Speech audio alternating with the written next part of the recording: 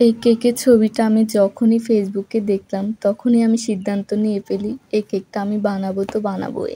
যেভাবে হোক প্রয়োজনে ক্লায়েন্টের উপর চাপ প্রয়োগ করে হলেও বানাবো। এই মুহূর্তে যে কেকটা অর্ডার দেখ না কেন ওনাকে জোর করে হলেও এই কেকটা বানাবো। এত সিম্পল ডিজাইন কিন্তু দেখতে অনেক বেশি সুন্দর। যতক্ষণ না এই ডিজাইনটা ট্রাই করব আমার তো ততক্ষণ পর্যন্ত শান্তি হবে না। তো হুট করে আমার এক রিপিট ক্লায়েন্ট মেসেজ দিয়ে আমাকে কেকের কথা বলে। আপু আমাকে অনেকগুলো কেক দেখায় কিন্তু আমি তো বারবার আপুকে কেকের ছবি পাঠাচ্ছি।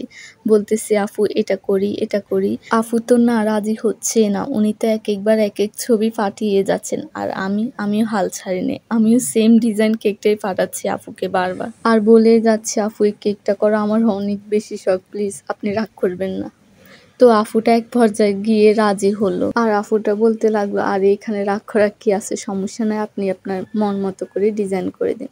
এটা শোনার সাথে তো আমি অনেক বেশি খুশি হয়ে গেছি, যা বলে বোঝানোর মতো না। যে মন চায় এরকম কিছু ক্লায়েন্টকে ধরে বেঁধে রাখি, তাদের যখনই মন চাইবে কেকও অর্ডার করবে আর ডিজাইন আমার হাতে ছেড়ে দেবে। যাই হোক কেকটা ছিল 1/2 পাউন্ড একটি চকলেট ফ্লেভার কেক। পুরো কেকটাই আমি কোনো প্রকার নজেল ছাড়াই শুধুমাত্র 5 ইন ব্যাগের সাহায্যে ডিজাইনটা করে ফেলেছি। এটা এতটাই সিম্পল ডিজাইন ছিল যে কোনো প্রকার নজেল ইউজ করে লাগেনি।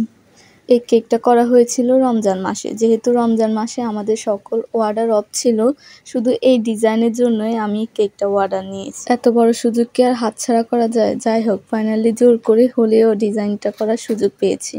সুযোগটা কাজে লাগিয়ে ছাড়বই ছাড়বো।